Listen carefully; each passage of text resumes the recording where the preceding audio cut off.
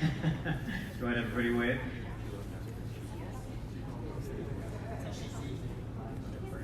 So if I can have everybody's attention, I want to thank everybody. Assalamu alaikum and good morning.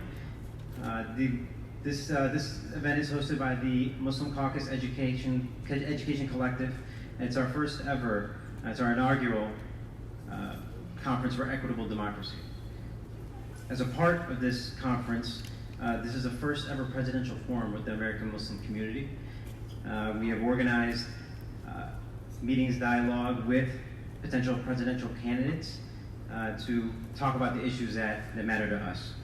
Just want to make a quick introduction of the people that are going to be on the panel today. From my left, starting from my left, is Dr. Mike Gauss, the founder and the executive director for the Center of Pluralism. We have Dalia Mogahed, who's the director of research for the Institute of Social Policy and Understanding. And finally, we have Ghazala Salam, who is the chair of the Muslim Caucus Education Collective.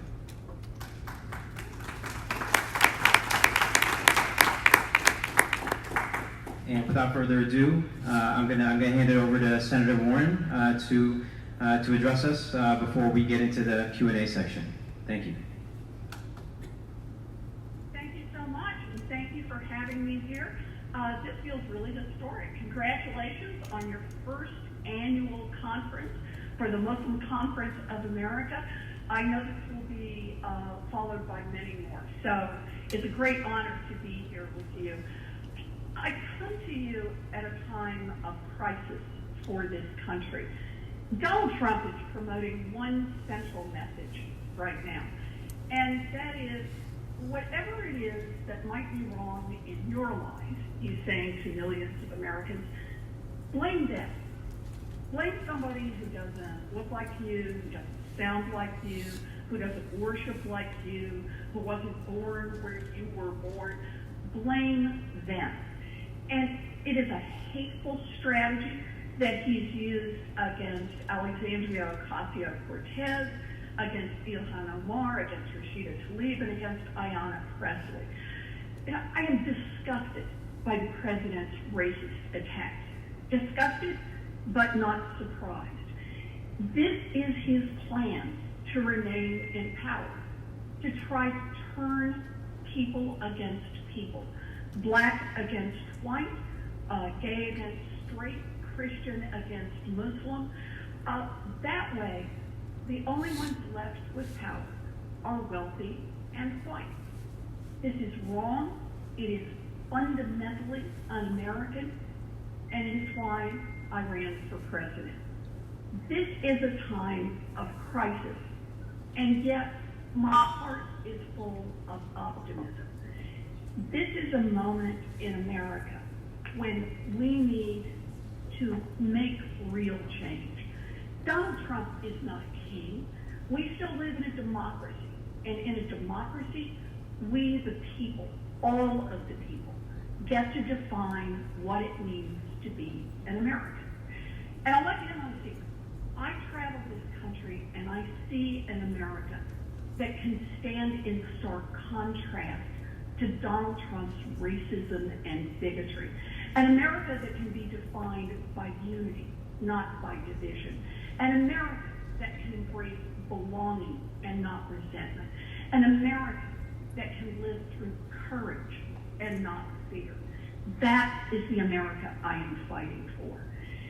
There is an all-out assault right now on civil rights, on racial and religious justice going on in this country. But today I make you a promise. We will not turn back the clock on the progress we have made. Not now, not ever. Instead, we will be an America that will come together and it will build a future based on our best values. We will do this, and we will do it together. So thank you for inviting me here today. I'm enormously pleased to be with you and glad to take questions.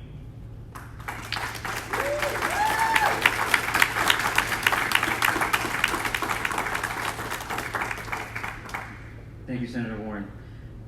So for the Q&A section, we're going to be asking each panelist will be asking one question each, and I guess I'll hand it over to the panel for the first question. Thank you. So good morning. Thank you so much for being with us this morning.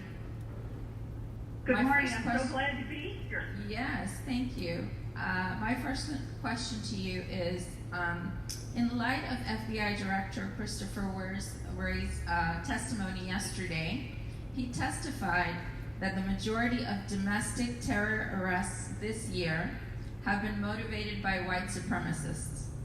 Canada, for the first time, added white supremacy and neo-Nazi groups to their terror lists. If elected president, what would your actions be to address terrorism from domestic hate groups? So we need to start with the threat posed by white nationalists. This is a form of terrorism that poses a threat to the United States that is every bit as big as the threat posed by foreign terrorists. We need to identify it. We need to get the Justice Department and the FBI focused on it to protect all Americans. It's an important part of what we do. But it's also about setting the tone to begin with. You know, on my first day as president, I will list the Muslim ban. On my first day as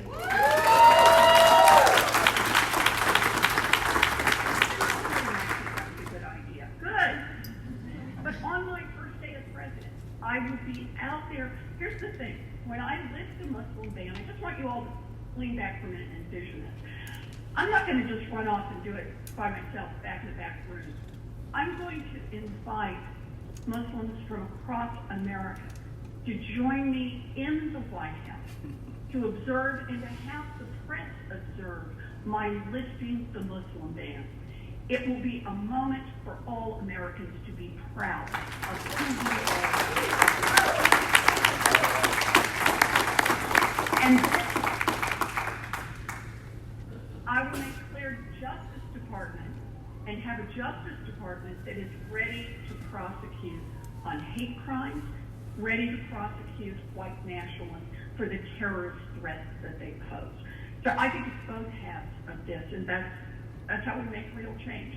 Leadership starts at the top. Thank you. Thank you.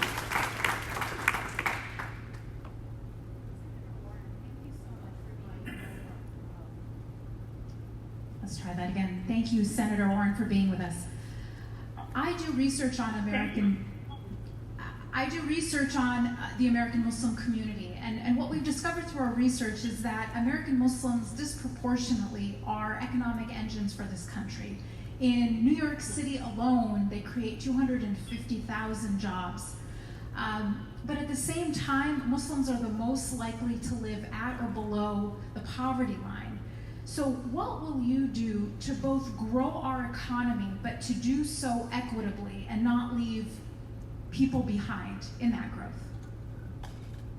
So that's a wonderful question, and I'm so glad that you're doing this research. I confess I'm a data nerd. I like to see numbers and how they work, but let me do both halves of this. The first is to start exactly where you did, and that is about how much it is that Muslim Americans are job creators in this country. This is why we need a better immigration system, and one that helps expand immigration, because it not only makes America stronger around the world, it makes America economically more powerful and helps us live our values. So part of this is on the front end in terms of immigration.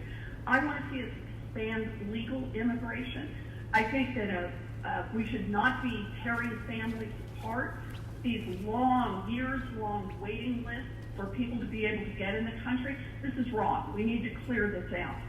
We also need to expand protection for refugees. I want to raise that number to 175,000.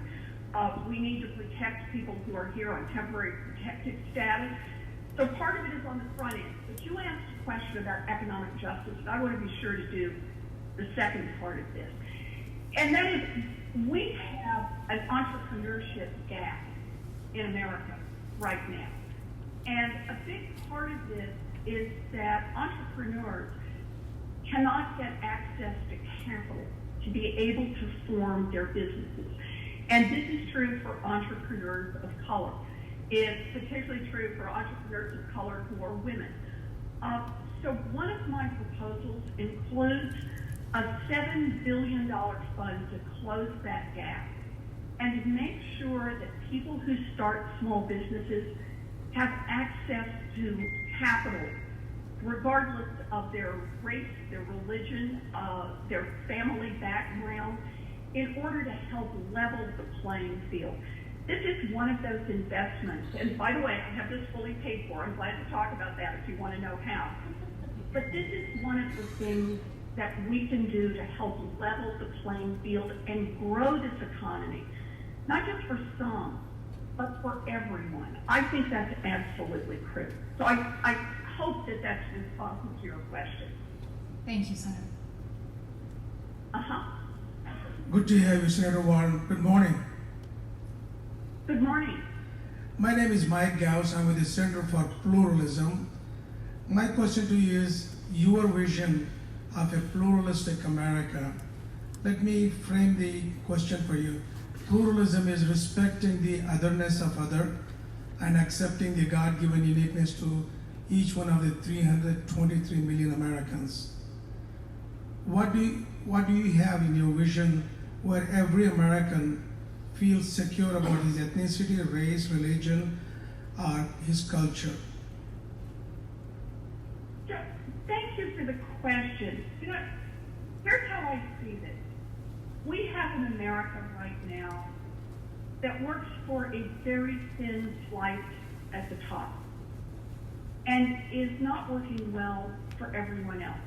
A government that has been captured by corporate interests, by billionaires, and it continues day by day, year by year, to tilt the playing field just a little more in their direction.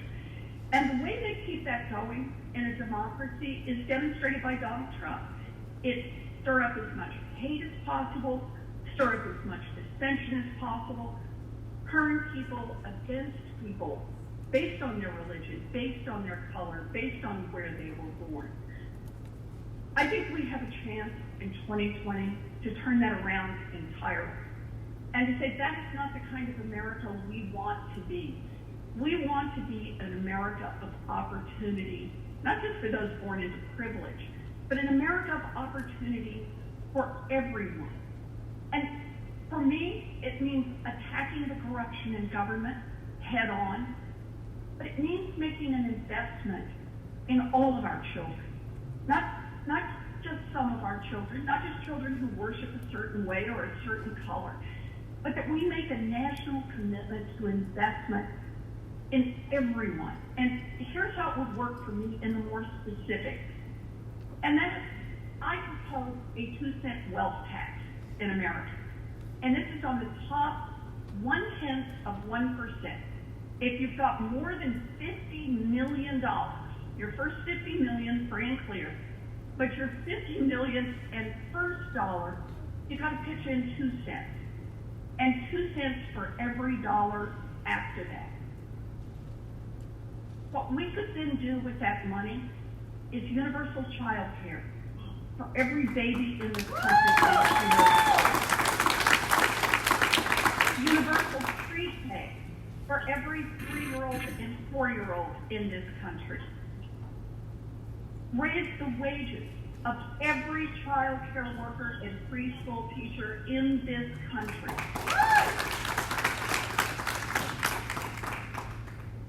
Make technical schools, community college, and 4-year college tuition free for everyone who wants to.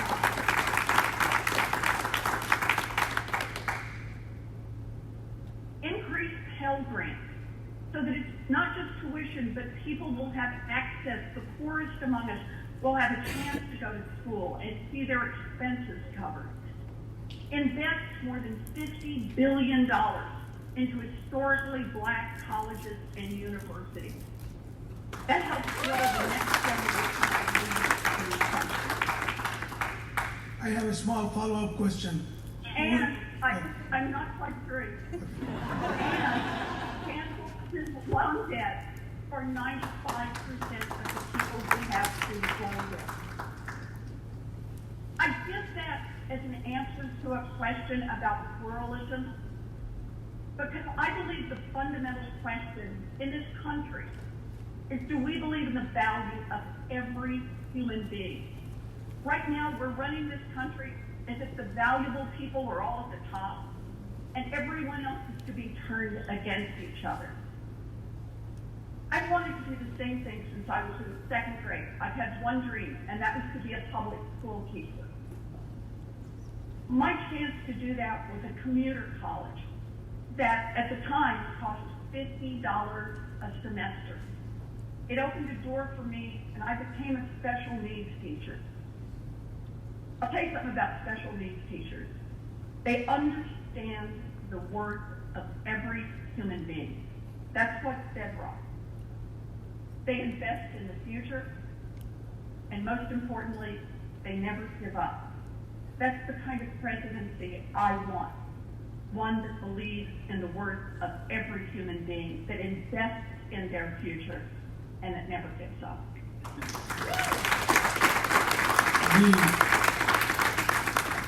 The small follow-up question is, would you be able to create a space in the White House for your visitors from atheists to Zoroastrians and everyone in between to have a moment of silence in that room?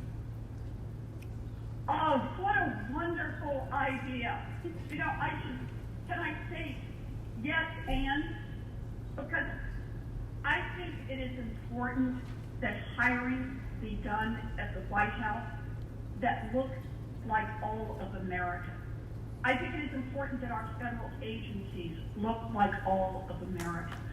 I think that we have an opportunity right now in our campaign to walk the walk, and as president, I promise you, the people in my administration will reflect the wide range of talent and differences. That's how we build a stronger America, and we're going to do it from the White House right out in full view for everyone to see.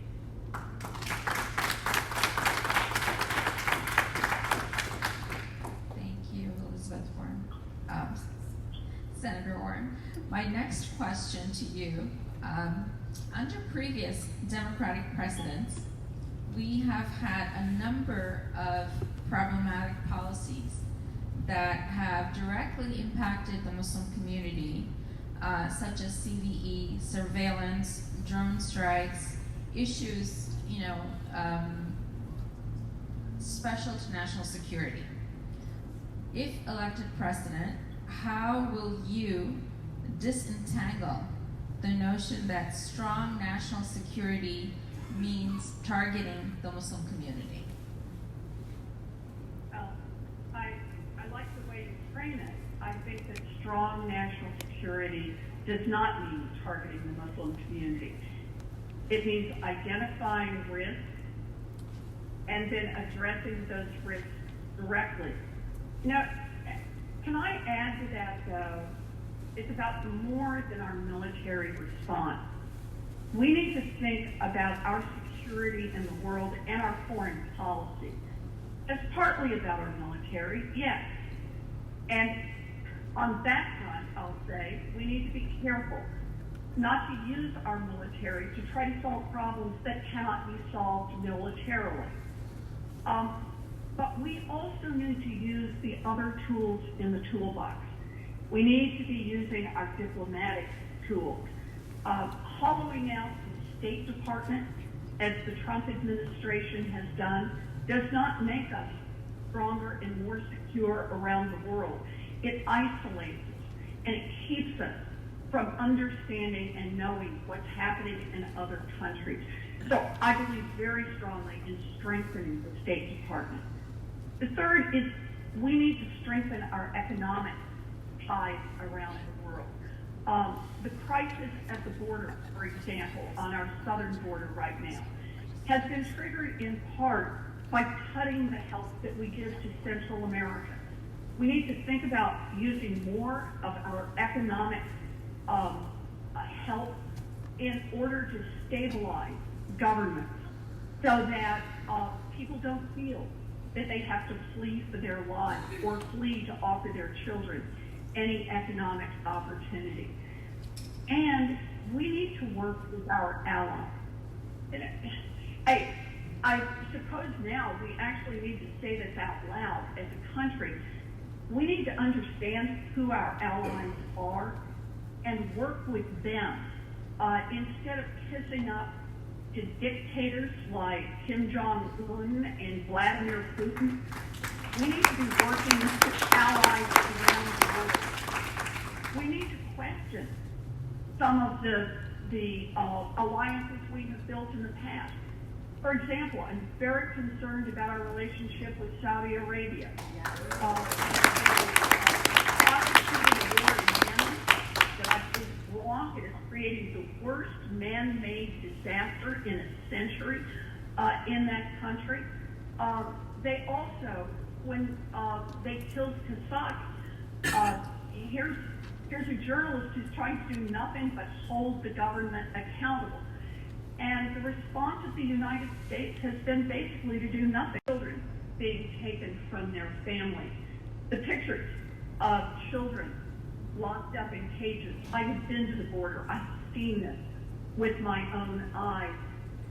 This is the kind of thing that gives power to dictators around the world. And for us to have leadership in the world, it means we can't just get out there and talk about it. We really have to live our values every single day. So I think we live in a world now where what we do domestically and what we do internationally are no longer separated. And that the same point about our values that I was talking about earlier, the importance of understanding that we live our values every day, that there is worth in every human being. We start from that premise. We have a stronger country, and we help build a stronger, more just world.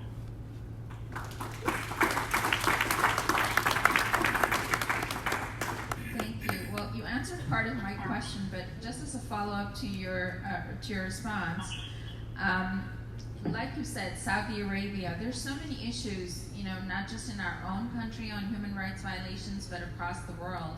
So how would you, as president, hold these countries accountable, such as Saudi Arabia, China for what is happening with the Uyghur Muslim community there, Burma, India with the lynching of Muslims, and countries like Israel? How would you hold them accountable? What would your policy be on calling them out on their human rights violations? So obviously, this goes country by country, but for example, with Saudi Arabia, we could stop selling them arms and tell them that so long as they continue with human rights abuses, we are not going to help support a war in Yemen, and we are not going to help arm them. The second point, though, goes to something I mentioned earlier, and that is the importance of working with our allies. If we want to bring pressure on China, using our economic tools and our diplomatic tools, the way we are stronger is when we work with our allies. When we have Canada with us, when we have the Europeans with us, when we have the Japanese with us, when we have the South Koreans with us, when we all bring pressure to bear on China. Right now, Donald Trump has separated us from our allies. And that does not make us stronger, and it does not put us in a stronger position to be able to fight for human rights around the world. So those are two tools right off the top that I would use. But it's important to remember, it's all the pieces. It's all of the economic pieces. It's all of the diplomatic pieces. That's where it is that we can actually make change. We just have to be committed to doing that. Thank you. Senator Warren, as a fellow data lover, I'm going to give you a little bit of background. The Muslim community in America is the most diverse faith community in this country. We are the only faith community with no majority race.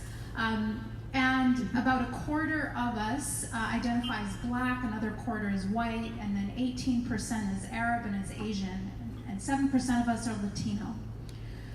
Now, this diversity means that we are, we look like what America will look like, say, in 20, 30, 40, 50 years.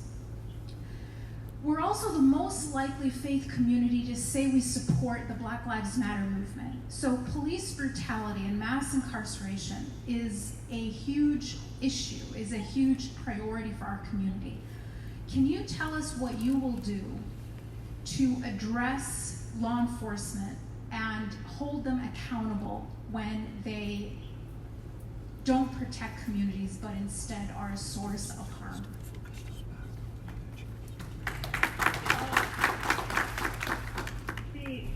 It's a good question, and I appreciate your asking it. We have a system that is badly broken, and race lies right at the heart of it. Right now, the Justice Department is denying its responsibility to make certain that every person in our country is protected and that no one is put at risk because of the color of their skin or their religion. President Obama had started in this direction. In the last 2 years of his administration, there was an initiative in the Justice Department to go police department by police department around this country to do two things. One was to collect better information about police-involved shootings and assaults. As you said, you need good information to make the right kinds of changes and hold people accountable. And the second was to hold police departments accountable, to work with them on an individualized basis, to discover the problems they had and how they planned to change them so that people would be safe in their communities. At the time he left office, those were in various states of development. Some had agreements that had already been signed, some had agreements that were near completion, and some were still in investigation. When Donald Trump became president and Jeff Sessions became Attorney General of the United States, they basically threw all of that out the window. They stopped the work and even told police departments that had agreed to make changes to make their local citizens safe, that they just weren't going to do it. There would be no federal enforcement and they didn't have to follow through. That is fundamentally wrong, and it puts lives at risk.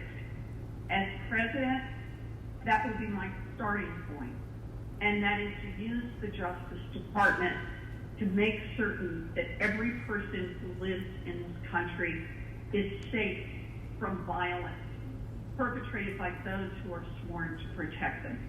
That will be my job as president, and that will be the job of my Department of Justice. But it will not be enough. We must do more.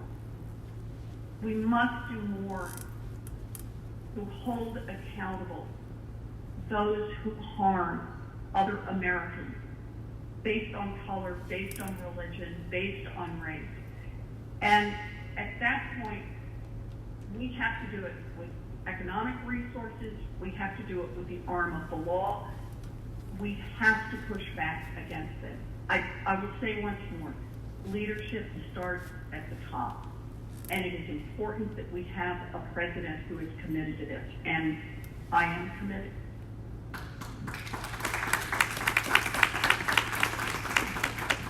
Senator Warren, when God created life, he created humans and animals. He gave animals horns, fangs, and paws to fight out their conflicts.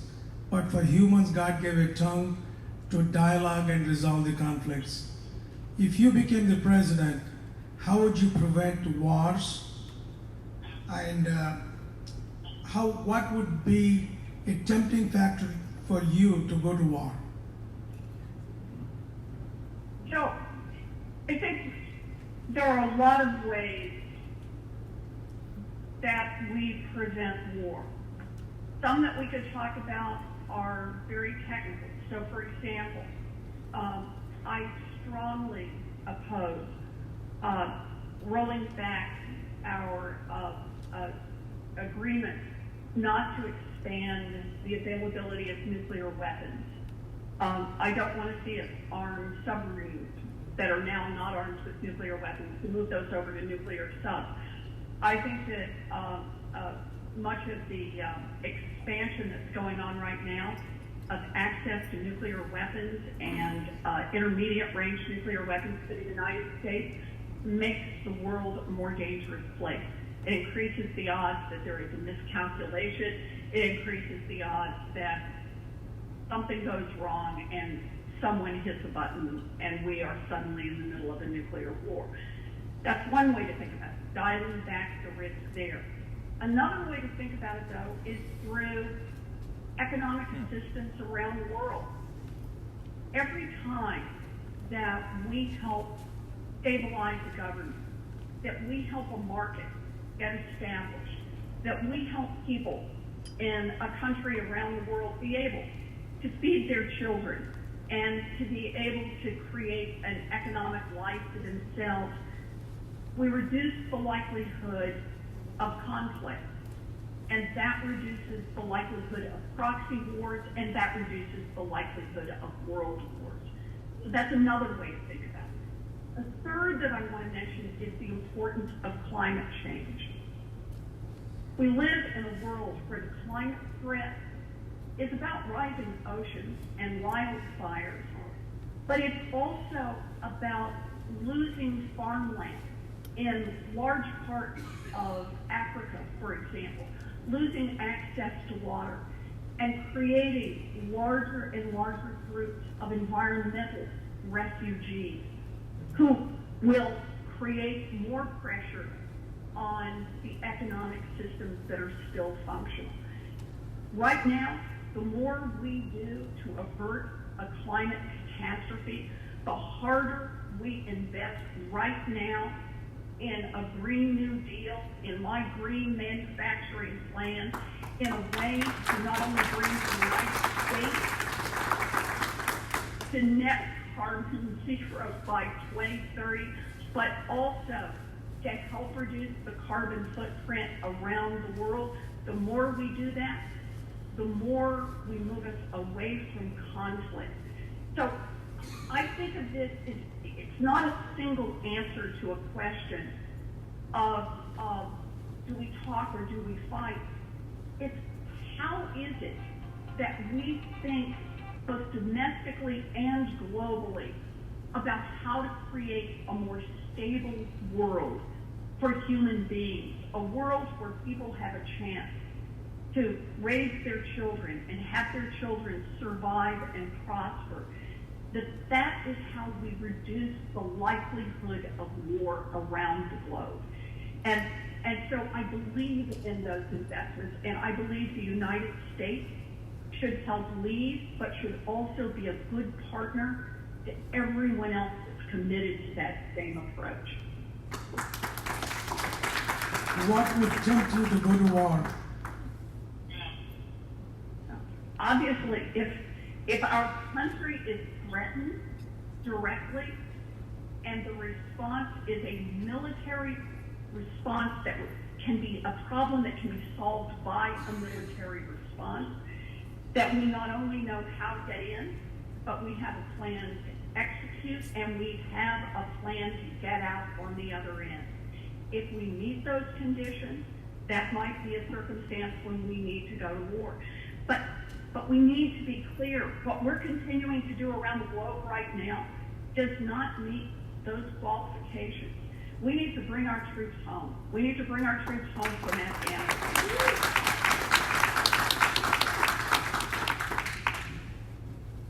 We cannot be a country that fights endless wars.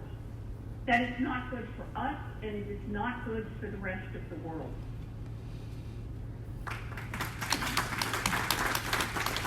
Thank you. Just one last question in terms of healthcare. I mean, access to healthcare is so limited; is becoming less and less accessible for Americans.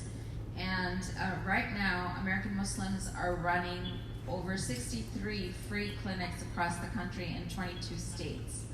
And so, I just a quick remark if you want to make. I know time is running out. How would you, in your policies, have plans to support those programs where these kinds of clinics are supporting their communities, and also bring drug pricing? You know, access to prescription drugs for people who cannot afford it is, is horrible. So, how can you address that?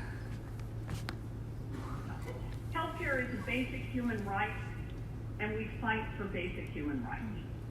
That's where we need to start. For me, this means Medicare for all.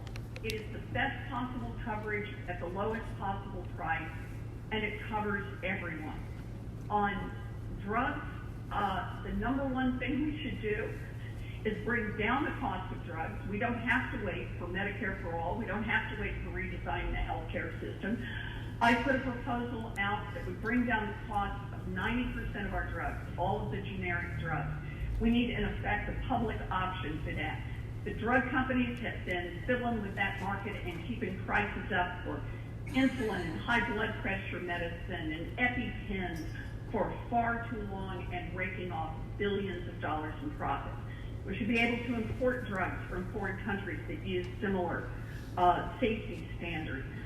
Medicare should be negotiating with drug companies to bring down prices. There are a lot of things that we could do. The question you have to ask yourself is, why doesn't it happen? And the answer is corruption, pure and simple. We have a Washington right now that works great for the big drug companies. It just doesn't work for people who are trying to get a prescription filled. And it's not just drug companies. It's all the way through the system. It's for drug companies, it's for big ag, it's for big tech. The giant companies get exactly what they need. And what happens to everyone else simply gets left behind. It's why a big part of the reason I'm in this fight is to attack this corruption head on. We've got to reduce the influence of money on Washington, and that's how it is we will have the courage to make real change on the healthcare front. I want to add one small part to this, and that is the part about Medicaid. You know, when the Republicans, it's been 2 years ago now, first tried to repeal the Affordable Care Act, I watched as the House Republicans, who were then in the majority, passed the repeal and then high-fived each other. You should ask yourself, what kind of people high-five each other after they cut health care for tens of millions of Americans? That's what they did. Now, they thought they could not only repeal the Affordable Care Act, but they could also take a big cut out of Medicaid on the notion that because it mostly is used by, they wanted to say it's just used by poor people, it's not used by you. So they thought they could do that politically. But here's the thing. 2 out of every 3 seniors in a nursing home in America is using Medicaid to help pay the bills.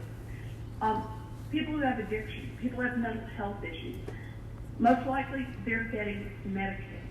And babies that are born with serious health problems, even if mama and daddy have health insurance, they're using Medicaid. Medicaid is a statement about who we are as Americans. We don't know if his grandma is going to outrun her life savings. We don't know whose beloved sister or brother is going to get caught in the web of mental illness or addiction. We don't know whose beloved niece is going to have the baby that runs up $1 million in medical bills. But what we do know is that human beings, we care for each other. So each of us pitches in our nickels right now so that if it happens to your family, we will all be there for each other.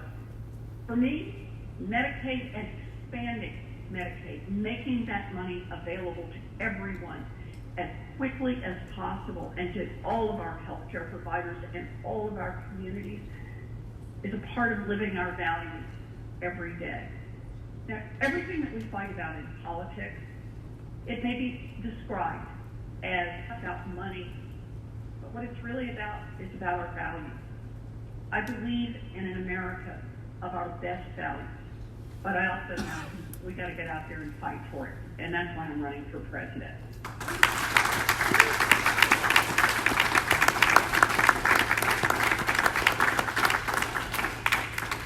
Thank you, Senator Warren. I know we're well over time, so greatly appreciate you taking our questions. If you could please stay on for 20 more seconds, I'm going to actually invite the board of the Muslim Caucus Education Collective to come up. If we take a photo with you, we'd be greatly appreciative. And again, for the audience here, thank you. And if we can have another round of applause for Senator Warren.